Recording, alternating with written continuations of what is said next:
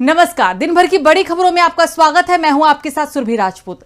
आज इस बुलेटिन में बात होगी मोदी सरकार पर राहुल के वार की, बेदूड़ी की बयान पर बुरी तरह फंसी बीजेपी की, बात करेंगे बृजभूषण शरण सिंह की बढ़ती मुसीबत की, कर्नाटक में कांग्रेस के मास्टर प्लान की, जानेंगे उमा भारती ने कैसे बढ़ाई है बीजेपी की परेशानी, और बुलेटिन के आखिर में बात करेंगे एक देश एक चुनाव को लेकर हुए बड़े फैसले की।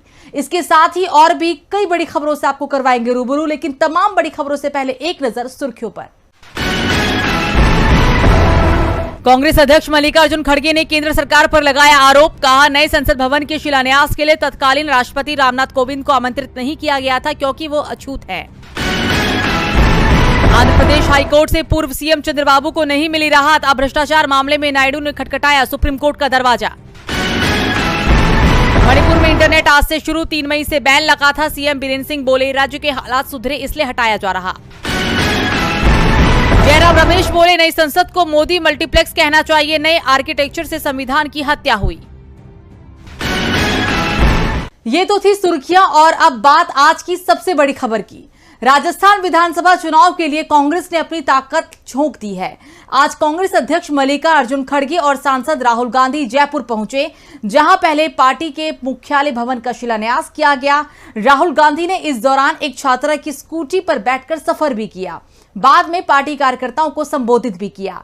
तो क्या कहा राहुल ने, देखिए ये रिपोर्ट। इंडिया गठबंधन के दबाव में संसद के विशेष सत्र में महिला आरक्षण बिल पास हुआ, जबकि मोदी सरकार ने इस सत्र को देश का नाम बदलने के लिए बुलाया था। जयपुर में पार्टी कार्यकर्ताओं को संबोधित करते हुए राहुल गांधी ने दावा किया कि मोदी सरकार की इच्छा नहीं है महिलाओं को रिजर्वेशन देने की, बीजेपी वाले बहाना बना रही हैं। अगर ये चाहे तो 33% सीटों पर आज ही महिला आरक्षण लागू हो सकता है, लेकिन ये चाहते हैं इसे लागू होने में 9-10 साल लग जाएं। मोदी ओबीसी आरक्षण की बात तो करते हैं, लेकिन जातिगत जनगणना से क्यों डर रहे हैं?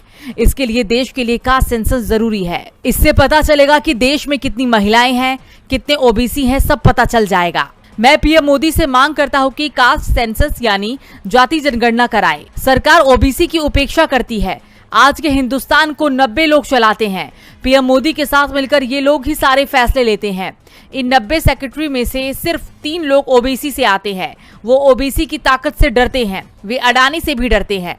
अगर अडानी के खिलाफ कोई बोलता है तो माइक बंद हो जाता है, कैमरे हिलने लगते हैं, और अब तो टीवी भी बंद हो जाता है।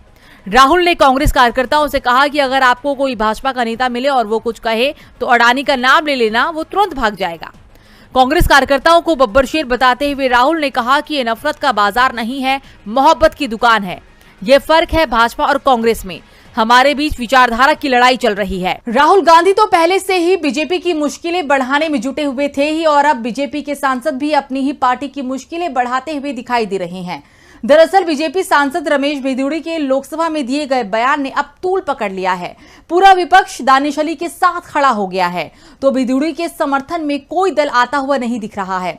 तो कैसे बेदूड़ी के साथ बीजेपी भी फंस गई है मुश्किल में, देखते हैं। बीजेपी सांसद रमेश बेदूड़ी के बयान से बीजेपी बुरी तरह से फंस गई है। दबाव में अब बीजेपी ने खुद ही अपने सांसद के बयान की निंदा की है। 8 राजनीतिक दलों ने बेदूड़ी के बयान की निंदा की, जिसमें बीजेपी भी शामिल है।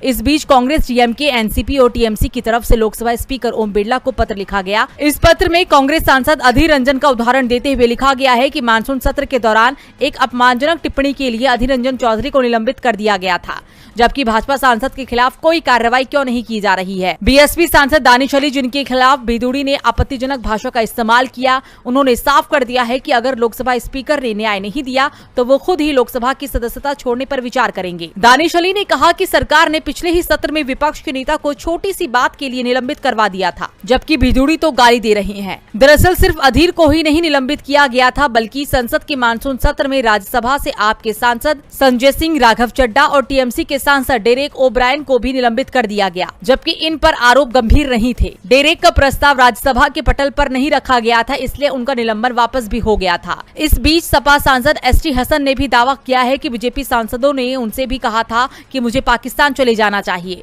जबकि एआईएमआईएम चीफ असदुद्दीन ओवैसी ने दावा किया है कि बेदूड़ी के खिलाफ कोई कार्रवाई नहीं होगी। अकेले रमेश बेदूड़ी ही नहीं जिसके चलते बीजेपी मुसीबत में फंस गई है। बीजेपी को मुसीबत में उसके एक और सांसद बृजभूषण शरण सिंह ने भी डाल रखा है। महिला पहलवानों के उत्पीड़न के मामले में आज कोर्ट में सुनवाई हुई थी, जिसमें दिल्ली पुलिस ने बृजभूषण के खिलाफ बड़ा खुलासा किया है। तो क्या कहा है दिल्ली पुलिस ने, आइए देखते हैं। बृजभूषण के खिलाफ पुख्ता सबूत है कि वो महिला पहलवानों के साथ मौका पाते ही छेड़खानी करता था। महिला पहलवानों की शिकायत सही है। कुश्ती संघ के पूर्व अध्यक्ष को सख्त सजा मिलनी चाहिए। दिल्ली पुलिस ने राउज एवेन्यू कोर्ट में महिला पहलवानों की शिकायत के मामले में आज बड़ा दावा किया है, जिससे बीजेपी सांसद और भारतीय कुश्ती संघ के पूर्व अध्यक्ष की मुश्किलें बढ़ती दिखाई दे रही है। उनकी गिरफ्तारी भी हो सकती है। दिल्ली पुलिस ने एक महिला पहलवान की शिकायत का जिक्र करते हुए कहा कि तजाकिस्तान में एक इवेंट के दौरान बृजभूषण ने शिकायतकर्ता को कमरे में बुलाया और उसको जबरदस्ती गले लगाया। महिला पहलवान ने इसका उस वक्त विरोध भी किया था। इसी तरह और भी कई शिकायतों का जिक्र दिल्ली पुलिस ने कोर्ट में किया है। इससे पहले महिला पहलवानों की ओर से पेश हुई वकील रेबिका जॉन ने दलीलें पेश की थी। उन्होंने कहा था कि मामले में कोई ओवरसाइट कमेटी नियमों के हिसाब से नहीं बनी। जो रिपोर्ट बनाई गई वो बेनतीजा है। बार बार वीडियो रिकॉर्डिंग को बंद किया गया था। कमेटी ने रिपोर्ट में बस यही बताया है कि किसने क्या कहा था। कमेटी ने अपना कोई निष्कर्ष नहीं निकाला था। शिकायतकर्ताओं का बयान सही से दर्ज नहीं किया गया था। एफआईआर में शिकायतकर्ताओं ने जो आरोप लगाए थे ये आरोपी के खिलाफ आरोप तय करने के लिए पर्याप्त हैं। अपनों ने ही बीजेपी की मुसीबत बढ़ा दी है, तो मोदी सरकार के लिए मुसीबत सुप्रीम कोर्ट से भी आती हुई दिखाई दे रही है। दरअसल सुप्रीम कोर्ट ने सरकार से सवाल किया है कि आपदा के समय जिन लोगों की जान चली जाती है, आप उनके शरीर को कैसे संभालते हैं। कोरोना आपदा के समय जान गंवाने वालों के शवों की कई तस्वीरें सामने आई थीं। गंगा में तैरते हुए शवों का मामला हो या शमशान और कब्रिस्तान की बिगड़ती व्यवस्था का मामला, दुनिया भर के मीडिया में उस समय भारत में शवों की स्थिति को लेकर कई खबरें दिखाई दे रही थीं। सवाल उठ रहे थे कि सरकार ने इतने सारे शवों का क्या किया, और अब ये मामला सुप्रीम कोर्ट में पहुंच गया है। सुप्रीम कोर्ट ने सरकार से सीधे सीधे सवाल पूछ लिया कि जब भी कोई आपदा देश पर आती है तो सरकार शवों को कैसे संभालती है। कोर्ट ने सरकार से 3 सप्ताह में इसे लेकर जवाब मांगा है। दरअसल जब सुप्रीम कोर्ट ने इस मामले का स्वतः संज्ञान लिया और सरकार को नोटिस भेजकर मामले की सुनवाई शुरू की, तो इसके कुछ ही दिनों बाद एक शख्स ने कोर्ट में याचिका दाखिल की और दावा किया था कि कोरोना के दौरान न तो मैंने अपनी मां का चेहरा देखा और न ही उनका अंतिम संस्कार किया, जबकि सच ये है कि उनकी जान कोरोना के चलते गई भी नहीं थी। सुनवाई के दौरान याचिकाकर्ता की ओर से यह भी दावा किया गया कि अस्पताल में उसकी मां की बॉडी ही बदल दी गई थी, उन्हें किसी और की बॉडी दे दी गई, जिस पर बेंच ने भी गंभीर चिंता जताते हुए याचिकाकर्ता के वकील से कहा कि आपने जो मुद्दा उठाया है उसका 2-3 पेज में शॉर्ट नोट बनाकर पेश करें, जिससे हम उसे स्वास्थ्य और परिवार कल्याण मंत्रालय को भेज सकें। वैसे जो मुद्दा कोर्ट में उठाया गया था वैसी घटनाएं कोरोना के समय कई स्थानों पर सुनने को मिली थीं, लेकिन उस समय प्रशासन की सख्ती और जो नियम बनाए गए थे उसके चलते लोगों की आवाज सुनी नहीं जा सकी थी। मगर अब सुप्रीम कोर्ट ने साफ कर दिया है कि सख्ती के नाम पर शवों के साथ अमानवीय बर्ताव को बर्दाश्त नहीं किया जाएगा। कोर्ट से 3 सप्ताह का समय दिया गया है। सवाल किया गया है कि आपदा और गैर आपदा काल में शवों को संभालने की प्रक्रिया क्या है। इस मुद्दे पर अब नवंबर में सुनवाई होगी। सुप्रीम कोर्ट भी मोदी सरकार से सवाल कर रहा है, तो दूसरी ओर मोदी सरकार की परेशानी को बढ़ाने की तैयारी कांग्रेस ने भी कर ली है। कर्नाटक में कांग्रेस बीजेपी से सत्ता छीनने के बाद अब लोकसभा चुनाव में भी बीजेपी के साथ खेला करने की तैयारी कर ली है।